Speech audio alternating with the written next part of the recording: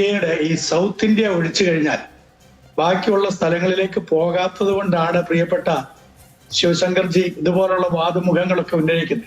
ക്രൈസ്തവരിവിടെ ചെയ്യുന്നതിനേക്കാൾ കൂടുതൽ എന്തൊക്കെയോ RSS ചെയ്യുന്നു, അതുപോലെ അവർക്ക് ഫണ്ടൊന്നും ഇല്ലാതെ തന്നെ കാര്യങ്ങൾ ചെയ്യുന്നു എന്നുള്ളതൊക്കെ.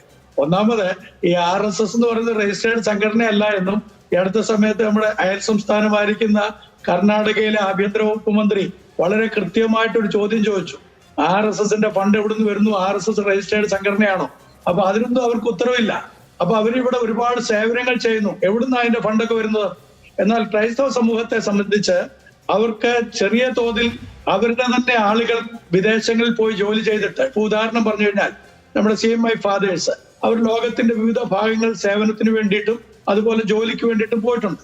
അപ്പൊ അവർ അവിടെ നിന്ന് അയക്കുന്നതായിട്ടുള്ള ചില ഫണ്ടുകൾ അത് ഇവിടുത്തെ സാമൂഹ്യമായിട്ടുള്ള പരിവർത്തനങ്ങൾക്ക് വേണ്ടിയിട്ട് വിദ്യാഭ്യാസം, അഭിലാഷ് പറഞ്ഞ പോലെ തന്നെ വിദ്യാഭ്യാസ മേഖലയിലും ആതുര സേവനത്തിന് വേണ്ടിയിട്ടൊക്കെ ഇവിടെ ഉപയോഗിക്കുന്നുണ്ട്. അപ്പൊ അത് ഉപയോഗിച്ച് ഏതെങ്കിലും കെട്ടിടങ്ങൾ പണിയുകയോ അല്ലെങ്കിൽ ഏതെങ്കിലും വിധത്തിലുള്ള പ്രവർത്തനങ്ങൾ നടത്തുകയോ ചെയ്തിട്ട് ഭാരതത്തിൽ നിന്ന് തന്നെ പലരുടെയും സപ്പോർട്ടോടുകൂടെ CSR ഫണ്ടോ മറ്റോ ഉപയോഗിച്ച് വീണ്ടും പ്രവർത്തനങ്ങൾ ചെയ്യുമ്പോൾ ഏതെങ്കിലും തരത്തിലുള്ള ഒരാൾ അവിടുന്ന് മാറി മറ്റൊരാൾ അവിടേക്ക് വരുന്നതിന്റെ കാലതാമസമോ അല്ലെങ്കിൽ വന്നിരിക്കുന്ന പുതിയതായിട്ട് വന്ന ആൾക്ക് ഇതിനെക്കുറിച്ചുള്ള കാര്യങ്ങൾ അറിയാത്തത് കൊണ്ടുണ്ടാകുന്ന വ്യത്യാസങ്ങൾ കൊണ്ടോ ഏതെങ്കിലും തരത്തിൽ രജിസ്ട്രേഷൻ എന്തെങ്കിലും അല്ലെങ്കിൽ ഫയലിങ്ങിന് എന്തെങ്കിലും വ്യത്യാസങ്ങൾ വന്നാൽ ഉടനെ തന്നെ രജിസ്റ്ററൊക്കെ ക്യാൻസലേഷൻ ചെയ്യും. അപ്പം അത് മുഴുവൻ പിടിച്ചെടുക്കും. ഇങ്ങനെയുള്ള ഭയാശങ്കയാണ് കൊടുക്കുന്നത്. നമുക്കറിയാവുന്ന പോലെ കുഗ്രാമങ്ങളിലേക്ക് ഇവരാരും തന്നെ കയറി ചെല്ലുകയില്ല. തന്നെയല്ല, അവിടെ ജാതിയുടെ വ്യവസ്ഥിതി ഭയങ്കരമായിട്ടുള്ളതാണ്. ചണ്ടാള വർഗത്തിൽപ്പെട്ട ആളുകളെ ഇവരാരും തന്നെ നോക്കുക പോലുമില്ല. അങ്ങനെയുള്ള സ്ഥലത്തേക്കാണ് ആ മാനവികതയുടെ മൂർത്തിഭാവമായിട്ടുള്ള ക്രൈസ്തവ സമൂഹം കയറി ചെല്ലുകയും അവരെ അവിടെ എല്ലാ വിധത്തിലും പഠനത്തിലായാലും ജീവിത സാഹചര്യങ്ങളായിരുന്നാലും തൊഴിൽ മേഖലകളിലായിരുന്നാലും അഭിവൃദ്ധിയിലേക്ക് കൈപിടിച്ചുയർത്തുന്നത്. അതാണ് ഇവരുടെ ഏറ്റവും വലിയ ഭയം. ഇവരുടെ ഏറ്റവും വലിയ ആശങ്ക എന്ന് പറയുന്നത് മനുഷ്യർ സ്വകാലിൽ നിൽക്കുന്നു എന്നുള്ളതാണ്. അതിനിവർക്ക് സമ്മതമല്ല. അവർക്ക് ഇപ്പോഴും ജാതീയത വേണം. അതുകൊണ്ടാണല്ലോ നമ്മുടെ RSSന്റെ സംഘപരിവാറിന്റെ ഒരു പ്രധാനപ്പെട്ട ആള് നമ്മുടെ കർണാടകയുടെ ആഭ്യന്തര വകുപ്പ് മന്ത്രിയോട് ചോദിച്ചത്, ദളിതൻ എന്തിന് ഈ RSSന്റെ കാര്യത്തിൽ ഇടപെടുന്നു? മനസ്സിലായില്ലേ? അവർ ഒറ്റ ചോദ്യം കൊണ്ട് അവരുടെ ഹൃദയത്തിന്റെ എല്ലാ രംഗങ്ങളും നമുക്ക് വെളിപ്പെടുത്തി തന്നില്ലേ? അങ്ങനെയുള്ള ആളുകളാണ് ശ്രീ ശിവശങ്കർ സാറിനെ പോലെയുള്ള ആളുകളൊക്കെ വന്നിരുന്നിട്ട് വലിയ വാദങ്ങളൊക്കെ ഉന്നയിക്കുന്നത്. പാവപ്പെട്ട ജനത്തിന്റെ അടുക്കലേക്ക് ഒരു പോകുന്നത് മാത്രമല്ല. ഞാനൊരു കാര്യം പറയാം. വാരണാസിയിൽ ഞാൻ ഉണ്ടായിരുന്നു.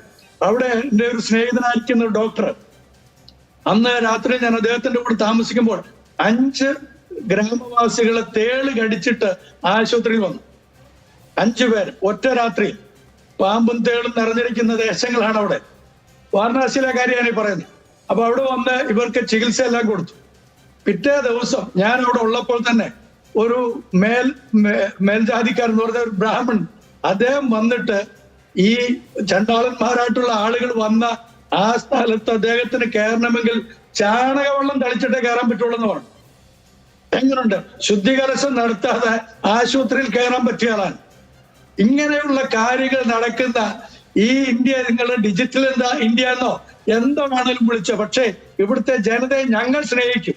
അതിനൊക്കെ ഫോറിൻ ഫണ്ട് ഉണ്ടെങ്കിലും ഇല്ലെങ്കിലും ഞങ്ങൾ ചെയ്യാനുള്ള കാര്യങ്ങൾ ഞങ്ങൾ ചെയ്തുകൊണ്ടിരിക്കും.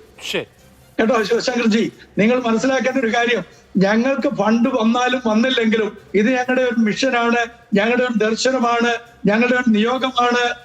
അത് ഞങ്ങൾ ചെയ്തുകൊണ്ടിരിക്കും. ഇന്ന് ഇന്ത്യ ഈ വിധത്തിൽ ഏതെങ്കിലും തരത്തിൽ ഉയർന്നിട്ടുണ്ടെങ്കിൽ ശിവശങ്കർജി ഒന്ന് ശാന്തമായിട്ടിരുന്ന് മനസ്സിലാക്കേണ്ട ഒരു കാര്യം, ഇതിന്റെ പിന്നിൽ പ്രവർത്തിച്ച ആരാണ്? RSS 100 വർഷമായി എന്നൊക്കെ പറയുന്നു.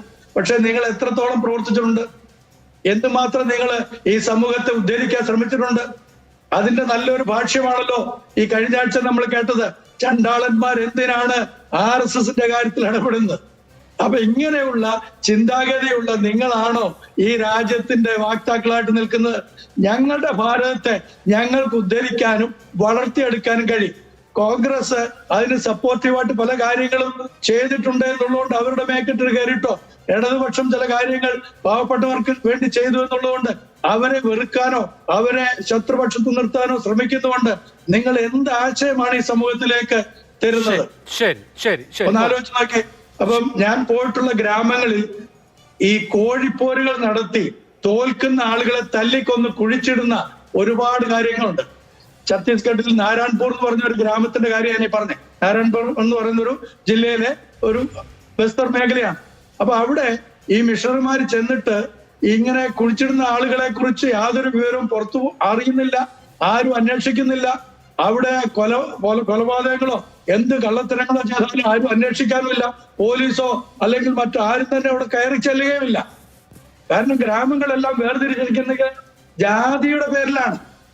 അങ്ങനെ അയിത്തമുള്ള ദേശത്തേക്ക് കയറി ചെല്ലാൻ മടിക്കാത്ത ഒരു സമൂഹമാണ് ക്രൈസ്തവർ. അവർ ചെന്നിട്ട് ഇവർക്കൊരു ജീവൻ കൊടുക്കുകയാണ്, അവരെ മനുഷ്യരാക്കി തീർക്കുകയാണ്. ആ വിശ്വാസം, അവരുടെ സ്നേഹവും കരുതലും കാണുമ്പോൾ അവര് സത്യദൈവത്തിലേക്ക് മനം തിരിയും. അതിന് നിങ്ങൾ ഇത്രയും ചൊടിച്ചിട്ട് എന്താ കാര്യം? അതിന് മതപരിവർത്തനം എന്ന് പറഞ്ഞിട്ടുള്ള കാര്യം? ഇവർക്കൊരു മതമില്ലായിരുന്നു, അവർ ആനിമേറ്റാണ്. അതാദ്യം മനസ്സിലാക്കുക.